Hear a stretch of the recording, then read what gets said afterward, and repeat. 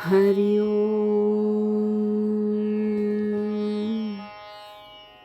पूजनीय स्वामी भक्त डॉक्टर सुषमाताई वाटवे यांनी लिहिलेल्या स्पर्श परिसाचा या ग्रंथमालिकेतील 3ऱ्या भागाचं वाचन आपण ऐकत आहोत.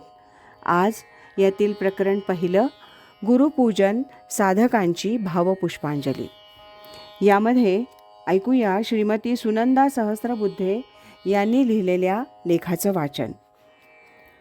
मी पोस्ट खात्याच्या नोकरीतून 1970 अखेर निवृत्त झाले. पुढे काय करायचं ते ठरवलं नव्हतं. दोन्ही मुलांच्या जबाबदारीतून पार पडले होते.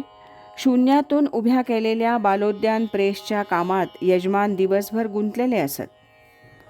आपलं काम आणि आपण असा त्यांचा सरळ मार्गी स्वभाव होता. मला निरनिराळ्या विषयांवरची व्याख्यानं ऐकण्याची, पुस्तकं वाचण्याची सवय होती. आता नोकरी बंद झाल्यानं भरपूर वेळ होता.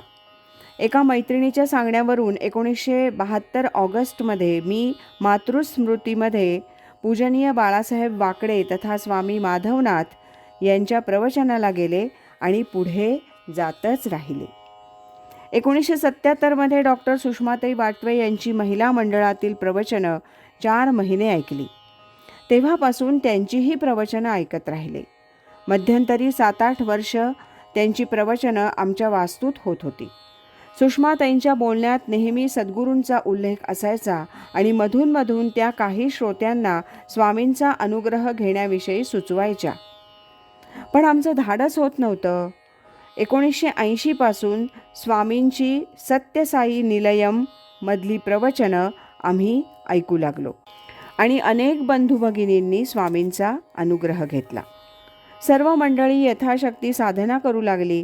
श्रवणाचा, साधनेचा परिणाम माझ्यावर काय होत होता हे त्यावेळेला लक्षात आलं नाही. पण 1987मध्ये अल्पशा आजारानं माझे यजमान वारले. तो एक आकस्मिक धक्का होता. त्या धक्क्यातून सावरायला मला पारमार्थिक विचारांची, साधनेची खूपच मदत झाली.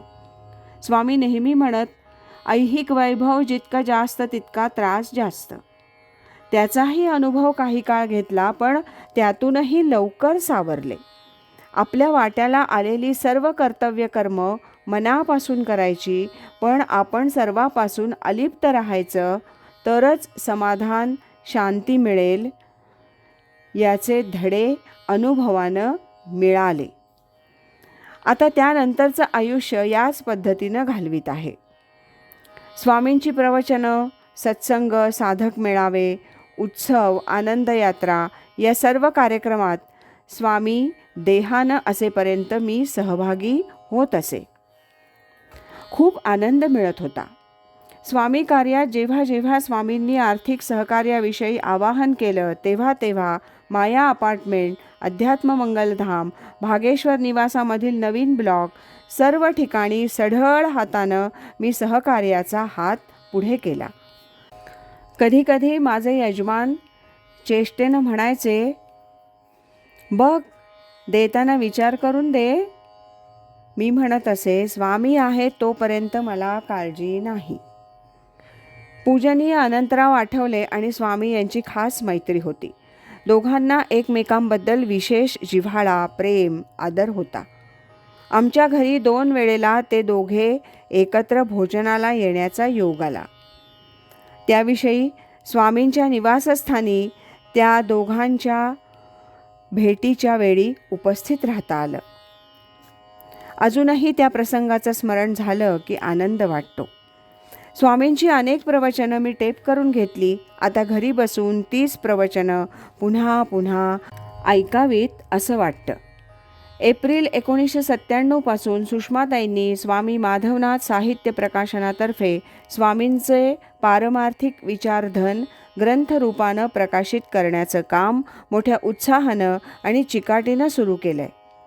जुलै 1998 पर्यंत त्यांचे 8 ग्रंथ प्रकाशित होत आहेत. सुषमाताई ग्रंथ तयार करण्याचं काम करतात. माझे धाकटे बंधू स्वामींचे अनुगृहीत श्रीयुत माधवराव दाते आणि त्यांचे चिरंजीव श्री गिरीश दाते हे गणेश प्रिंटर्सतर्फे ग्रंथाची सुंदर छपाई करतात.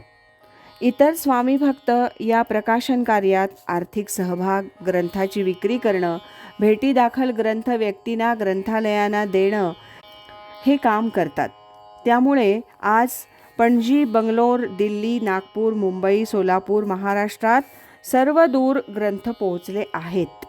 शुद्ध परमार्थाचा प्रचार प्रसार व्हावा ही स्वामींची इच्छा प्रत्यक्षात येत आहे. हे स्वामी कार्य असताना सर्वांनाच खूप आनंद आणि समाधान वाटतं.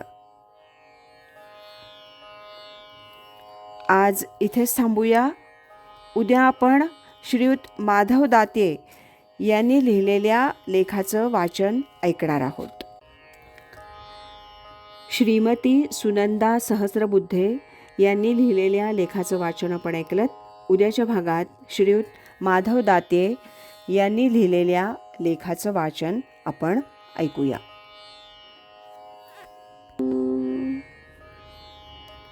सद्गुरु असती अंतरात, सच्शिष्याते जागवीत. हरि ओम तत्सत.